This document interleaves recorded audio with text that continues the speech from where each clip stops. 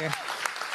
Nathaniel, I'm going to invite you to the stage. If we could have all of the speakers back up here for a Q&A section. That was such an extraordinary breadth of topics. And what I really liked is that some of you who have spent a lot of time directly in the field, I'm thinking of you, Nathaniel and Patrick, working specifically in human rights contexts, are also bringing very sophisticated lenses to thinking about the data that has been generated there and where it succeeds, but also where it occasionally fails us. So again, I would ask you to raise your hands.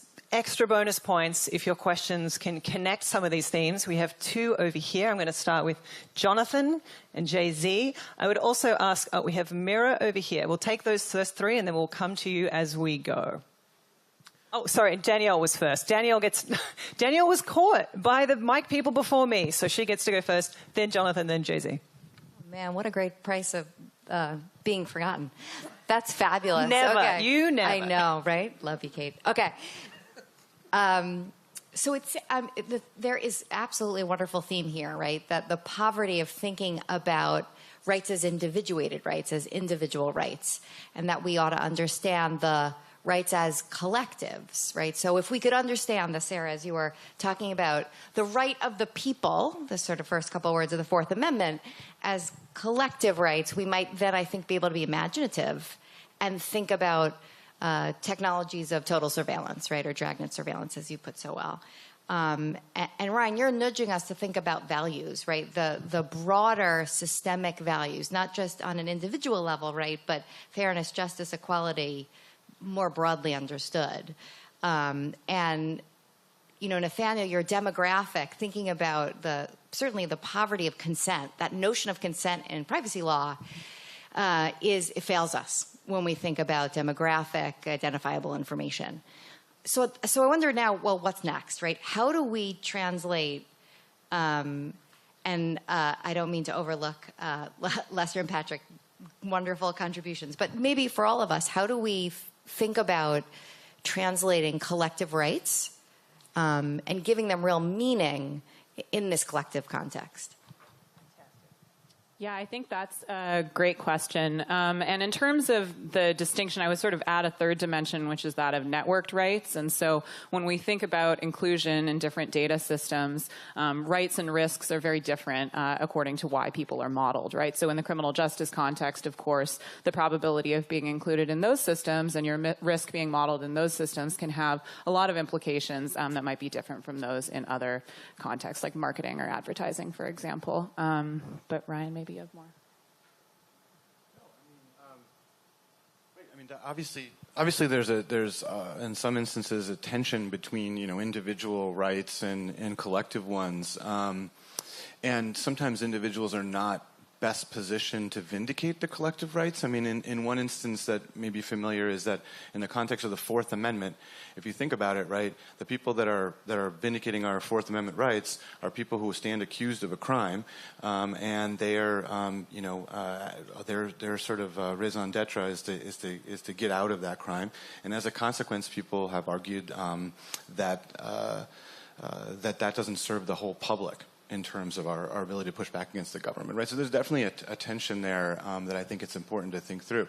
I mean, my point was maybe narrower, which is that, is something so radically different about artificial intelligence that there are certain rights that we could never have imagined granting to people, or ones that don't obtain anymore, right? And so that's something I think we should think through.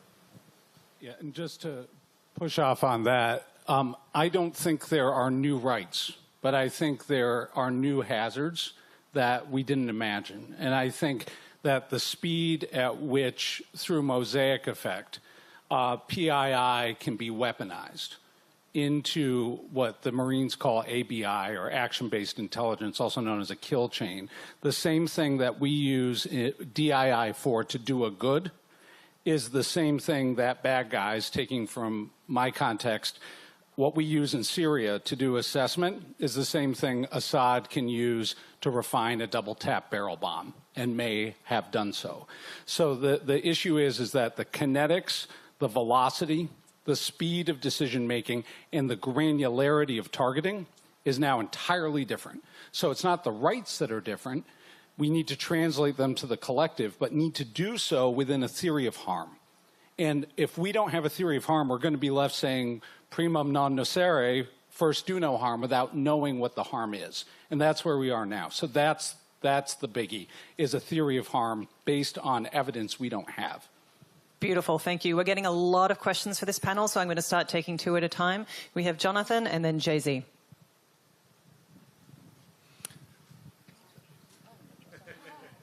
It's great to be opening for Jay-Z. Okay. A comment and a question that go together. The thing that struck me about Lester's story, which is a great story, and I'm totally happy it happened, but that you'd have a bunch of machine learning researchers on a university campus saying, where could we find a bunch of people who define and think through social, ethical, and political problems and didn't think to look elsewhere on the university campus? To me, that's a sort of evidence of the continued sort of CP Snoke two cultures thing, except here we're really talking about humanities and social sciences and engineering.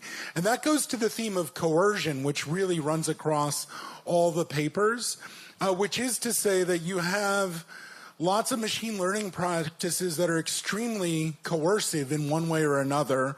Often the people undertaking them don't even understand that they're being coercive. The police and the military might be exceptions.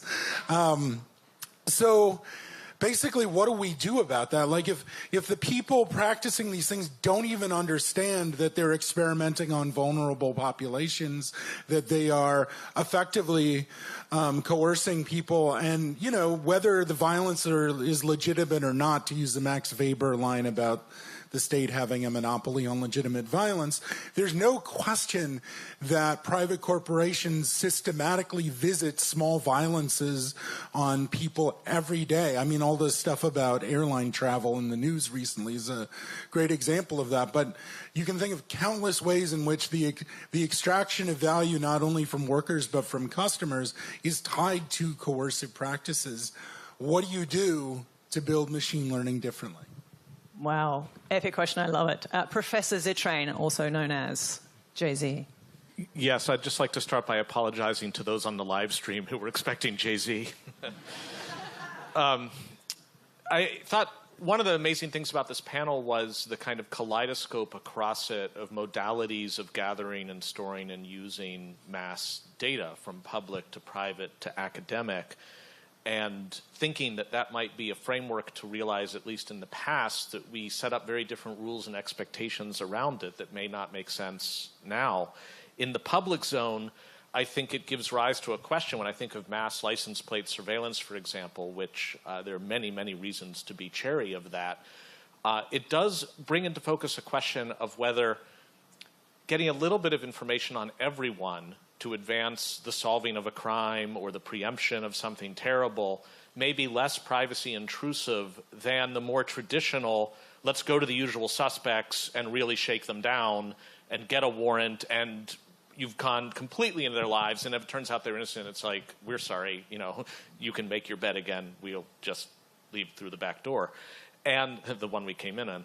And I think we owe an answer to that question. When is it okay and even salutary for all of us to suffer a little privacy intrusion rather than just a consistent few of us, possibly for some of the reasons brought up in the bias panel, doing a little bit? And on the private gathering front, when I compare it with academic, and I don't know, Nathaniel, how much of your warnings about the exploitation of populations are really only to academics.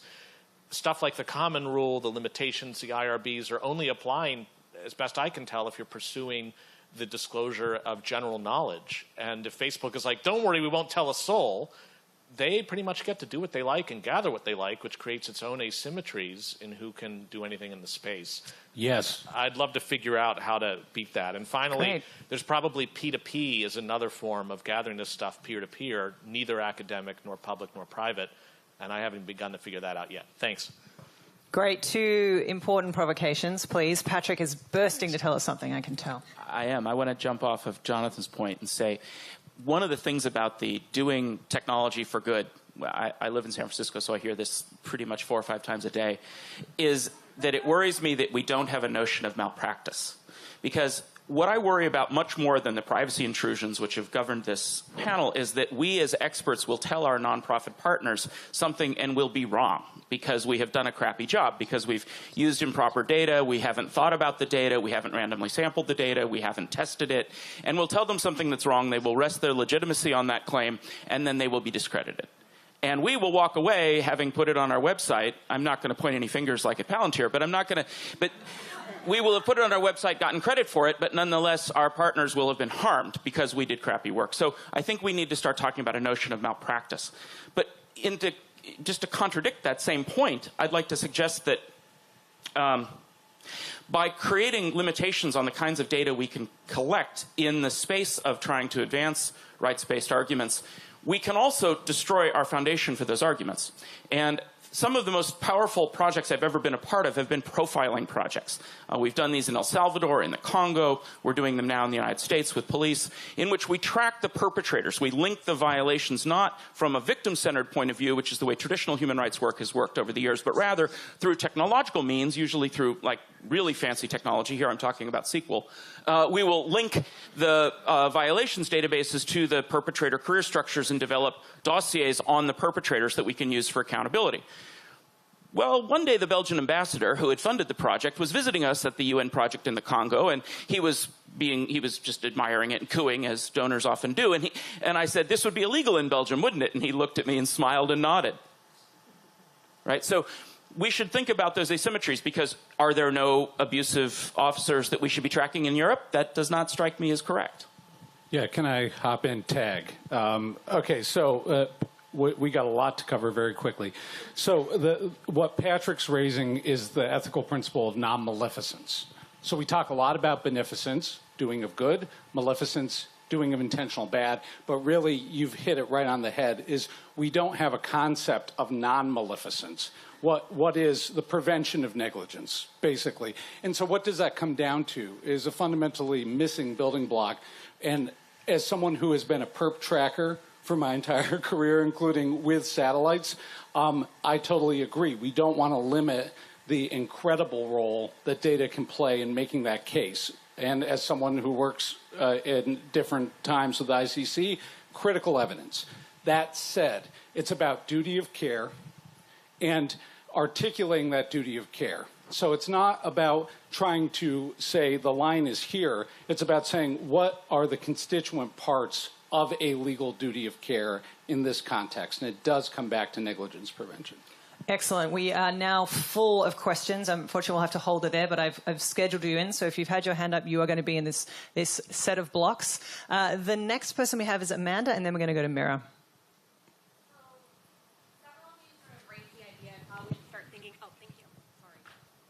Start thinking about the new hazards that might be posed by AI. But a thing that's emerged across all of the different talks this morning has been not that necessarily AI poses new harms, but the harms are in its power to exacerbate the indignities and intrusions that have always been imposed on sort of the same marginalized people. And we hear a lot in the AI context about race and gender, but I think the labor panel really brought to the forefront the other aspect, the interdisciplinary and also intersectional aspect of class. So my question is, when we think about it exacerbating these inequities by not just intensity, but also pervasiveness, and in the criminal justice context, the insidiousness, when we're thinking about rights and liberties, truly depriving people mechanically of rights, that there really should be a human who has to grapple with sending someone to prison or letting them out of prison, or what that actual human factor is. How do we think about whether solving these exacerbated inequities that are posed by AI actually solves other broader inequities that have always existed, but it's been easy to sort of put them off and kick them off to another day? Great. So a really important question that I think also brings us back to the bias panel around what's the intervention here. And Mira, if we could add your question in as well. Yep, sure. So this notion of consent is particularly important for me. This is the point at which a user says, yes, I am willing to give this exchange of data for a service. And most users don't end up reading terms of use. It's too much work. It's 12 pages long. I just hit yes and go on.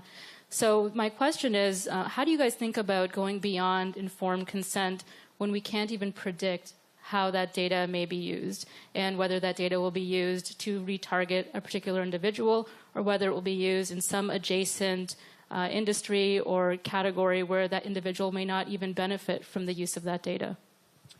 So, great questions, please, Ryan. Yeah. So, one of the things we think a lot about at the Tech Policy Lab is the problem that tech policy doesn't often reflect non-mainstream voices, right? So the idea is that tech policy reflects the mainstream.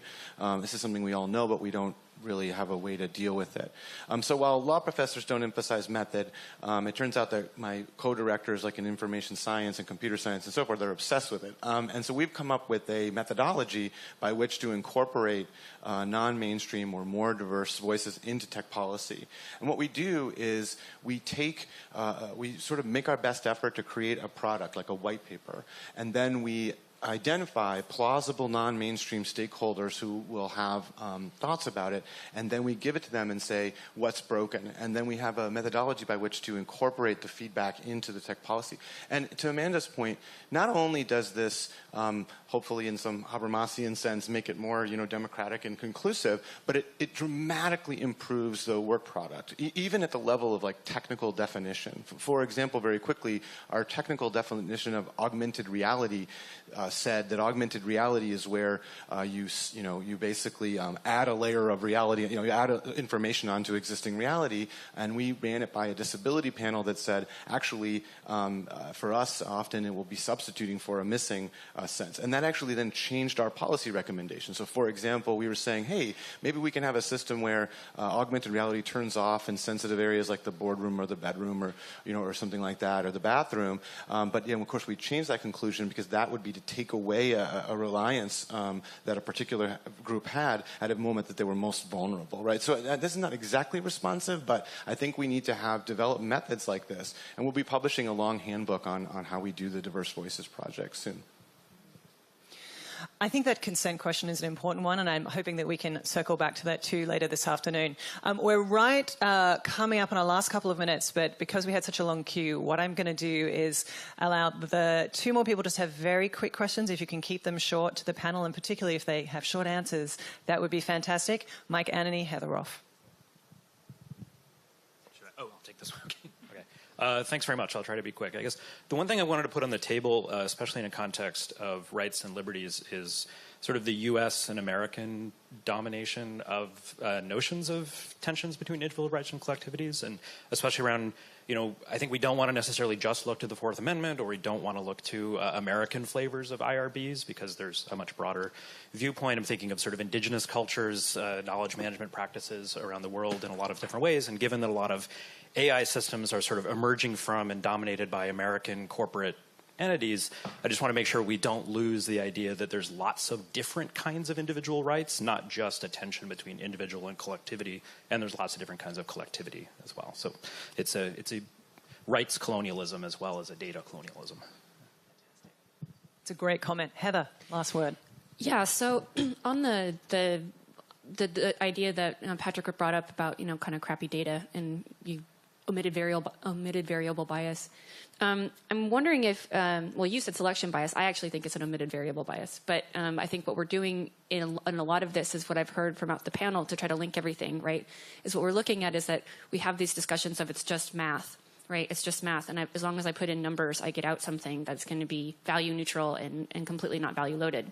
And what I'm wondering is this because there is not just a bias in the data, like where we're selecting the data, but who we're actually selecting to process the data, that they don't actually understand that this is a social phenomenon, so it's a social science perspective.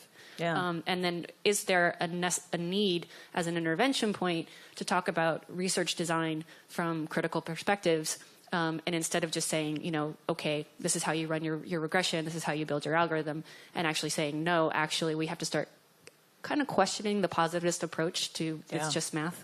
I love that. And what I'm going to do is just give everyone on the panel one word on that, because I think it's really important. I want to begin with Sarah, because of course you've been studying how people look at these systems without necessarily thinking about where the data comes from.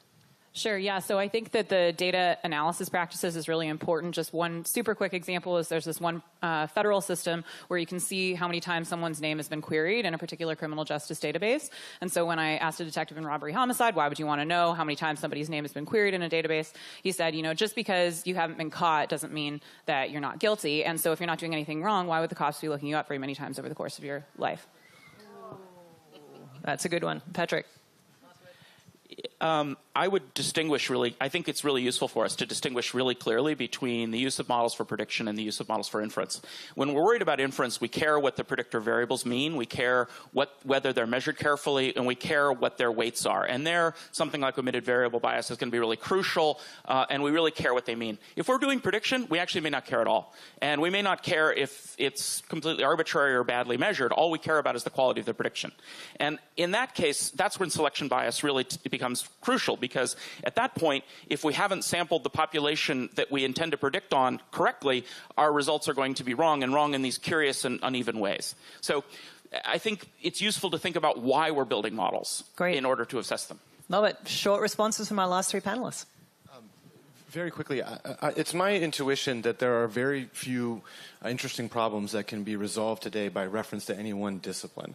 And so, we need people in machine learning, we need people in statistics, we need people that do polling, who are obsessed with making sure that their samples are representative. And we need all those folks in dialogue with one another in order to solve these problems.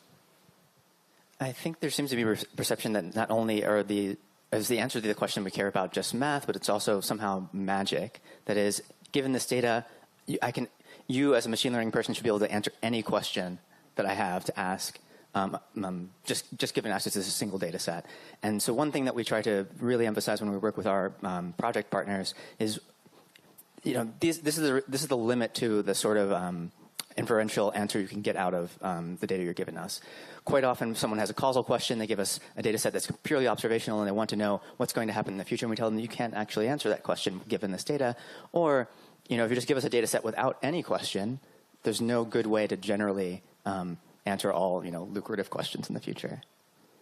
I think we're at a pivotal moment, and we don't recognize how pivotal it is. And for those who've heard me talk before, you're going to yawn and say, oh, God, he's about to talk about the blue baby experiment. But after World War II at Johns Hopkins, there was the famous blue baby experiment, which led to heart surgery becoming a clinically accepted intervention. Before that, it was designated nolla tangere, which means unhand them or do not touch.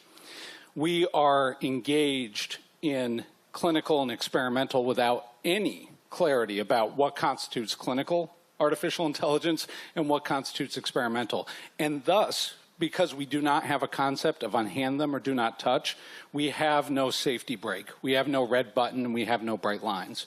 So I'm not saying don't do it. I'm saying it's time for us to call things by the right names. And that is a process that involves everybody. Beautiful. Thank you for that important final note. And thank you to the whole panel. If you could thank them all.